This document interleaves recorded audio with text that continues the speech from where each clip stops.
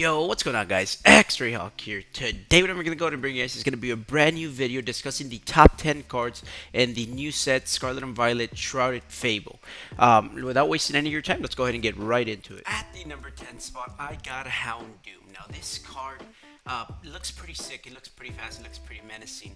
I think it's a very cool artwork. I will say, this set doesn't have like the most phenomenal artworks that I've ever seen in my whole life.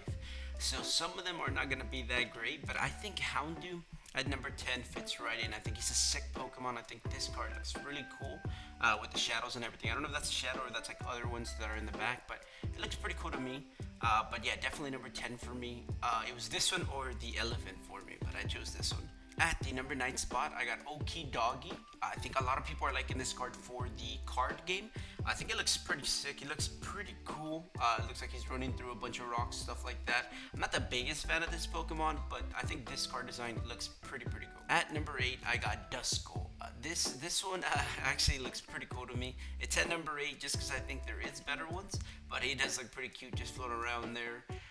The lighting looks really cool. I don't think we get too many of these cards. It looks kind of like cartoonish. It looks very cool to me.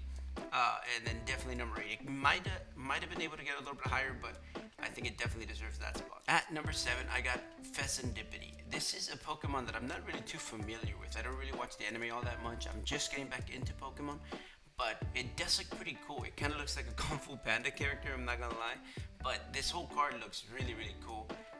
I think if it was a different Pokemon on there, it would be even better. But I think this artwork looks phenomenal to me. At number 6, I got a bit of an underrated card. I think Fracture. I think this card is super nice. Looks really nice. It looks like he's being very peaceful, and then you see Axew in the back right there, just chilling the little guys, and this guy looks like he's just vibing. I think this card is going to be one of the top cards, and I think it looks phenomenal. At number 5, we get into the big hitters, and we are talking about Beware. Beware, I think that's the way you pronounce it. He looks super cool. It looks like straight out of a movie where like something gets way bigger than it's supposed to be, and you get like this weird camera angle. That's kind of what I'm getting from it, but it looks really sick. I think he looks like he means business. I think this is definitely one of the cooler cards in the set. Definitely number 5.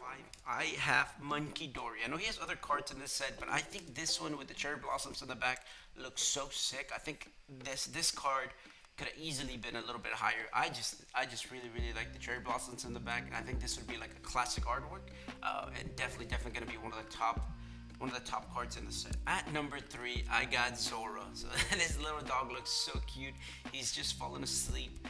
I will say it was between 1 or 2. Could have been flipped or flopped, but I definitely think this one is a top artwork. I think a lot of people will like this one just because it's so cute. It's just sleeping. Who doesn't love a sleeping dog?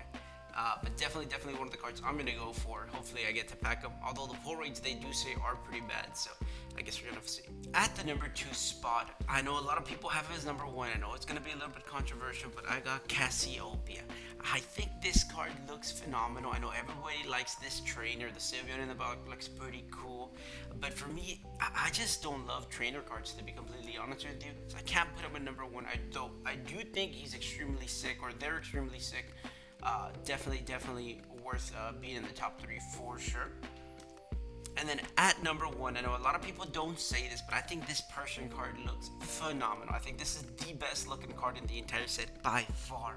I don't know how it's not worth more money. I think it's worth like $40 right now, but it's not even one of the top cards in the set. I just think this is the best looking one by far. I don't know how this isn't people's favorite, but I think this card would definitely keep up. I think it looks really good, and this is the card that I for sure want from this set. Like if I want to get any card, it's this one. But yeah, thank you so much for watching. I know this was a shorter video than usual. I do have other top 10s. I'll link them there in the description if you guys want to watch them. But Shrouded Fable, not looking too hot. I don't think a lot of people are too hyped for it.